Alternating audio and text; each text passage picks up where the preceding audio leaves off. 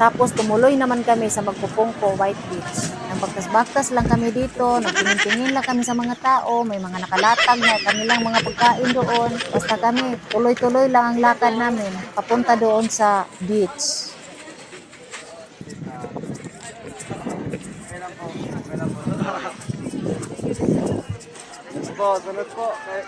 Nalilito kami kung saan kami magbibihis, pero yung mga tao dito nakatupis man lahat.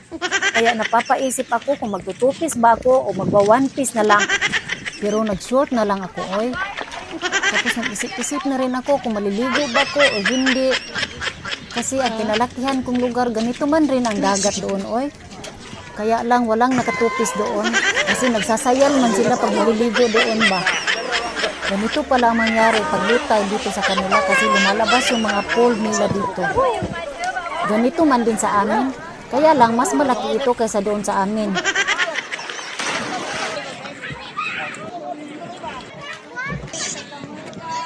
Kaya siguro tinawag dito na Magpupungko kasi may bato ditong parang nagpungko siya ba. Naisipan ko tuloy baka bigla maglindol tapos magulungan kami lahat dito ba. Kaya pagkatapos naman mag-picture, sinabi ko sa asawa ko na umuwi na tayo kasi natatakot man ako dito.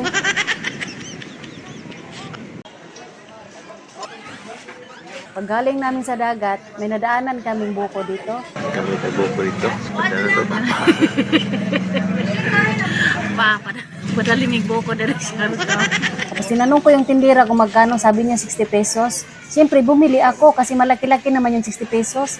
Ay naku, pagbigay sa akin, yung 60 pesos parang mas malaki pa pala yung, malaki ng konti sa aking kamay. Para bang nabudol ako dito ba, natatawa na lang ako. Kupras na pang napamay daghan lugig. Di ba ni papa ginakupras? Pili na kupras ang butong. At Ato ta dito.